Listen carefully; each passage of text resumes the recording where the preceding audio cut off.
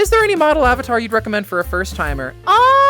Let's see. Definitely the more fleshed out ones. Basically anything I would call common. Fluffers, Nova Beasts, Hyenas, Nardaragons. Any avatar with a lot of support is going to be pretty easy to learn how to texture and build. You're gonna have lots of outfits available if you stick with a pretty common base, because a lot of creators will make assets for it that you can just go buy and you drag and drop it, so it's really easy to work with. Basically, any avatar that is pretty popular is a good first timer. What I would do is look at reviews, make sure they're properly set up, because what throws a lot of first timers is an avatar that needs a lot of setup. What you want is something you can just put your own textures on and enjoy it for what it is, and then learn. Make tweaks to it.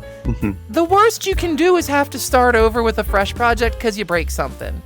You know, we all do it. Lord knows I've had to restart the Yeen a dozen times because either because I fuck up an old project or something updates, and like, again, you'll get really good at working with avatars because shit breaks. Keep backups. You just get used to working on it and fixing it. And there are entire Discords, Telegrams, websites of information to walk you through how to do a lot of basic tasks now. In this day and age, the information is so readily available, you need only Google it. If you think you're gonna be getting into avatar work of any caliber, look at your machine.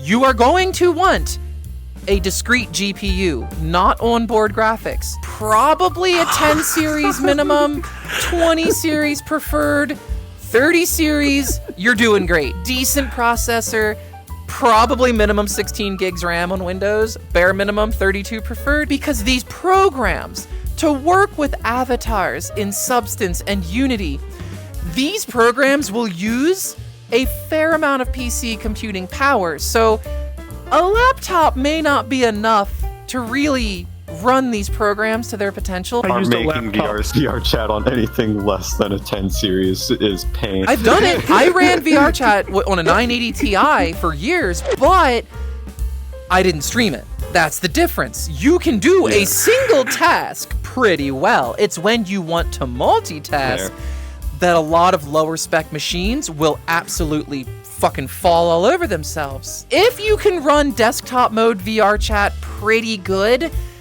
you're probably fine with Unity and Substance, but you're not gonna run all of them at once. These programs, while free, well, Unity is free, Blender is free, Substance you gotta pay for, because Adobe owns it now. I still have that card in a box in my closet. I'm gonna make a little nugget box with it for media encoding, and I bet you she'll still do VRChat on a stream, and possibly Beat Saber, because I started on that card. I could stream this game, but that was before avatars and everything. That was just like vanilla Beat Saber. 1024 2 second life textures, 30 40 megabytes. That's one like if out over lowers avatars clocking around 25 megabytes. Keeping text remember around 100 megabytes for the sake of not destroying machines. Not me, Thomas. Every time I hit the upload avatar button, I usually just silently whisper in my head, Quest users, because textures. 4K textures, baby, with crunch compression.